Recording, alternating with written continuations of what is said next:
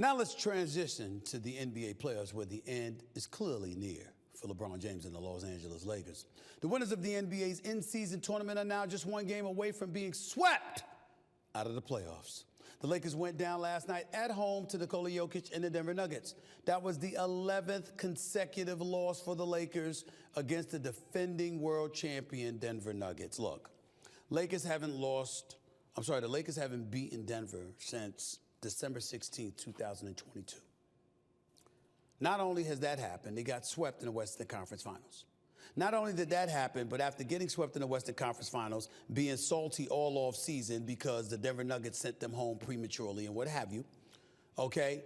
Anthony Davis showed up in training camp at the start of training camp, talked about we've been aching to get back at Denver. We've been itching to do this. We want them bad. We don't like the way they were chirping at us, et cetera, et cetera. So what happens? Opening night, the Lakers go against the Denver Nuggets. The ring ceremony in Denver, they get smacked around. The second time they face the Denver Nuggets was at the Crypto.com arena, the night Kobe Bryant's statue was unveiled. They lose that night.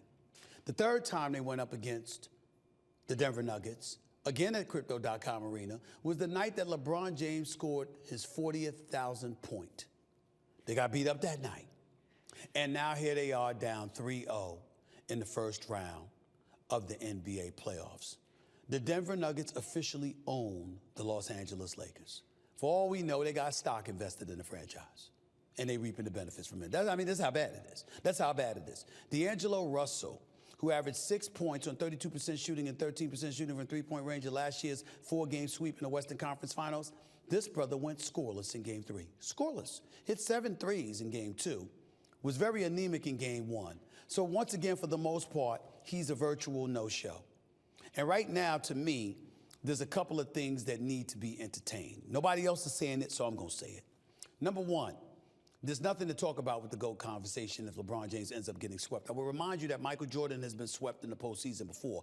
Both times around the mid-'80s, 84, 85, 85, 86. He got swept by the Boston Celtics. Those were 3-game series back then. Michael Jordan never got swept in a best of 7, meaning a best 4 out of 7 game series. That never happened to Michael Jordan. That's number one.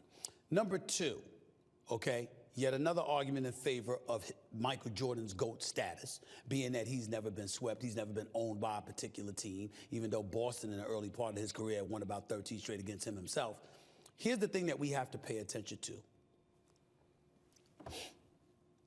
Is it time for the Los Angeles Lakers to consider the unthinkable?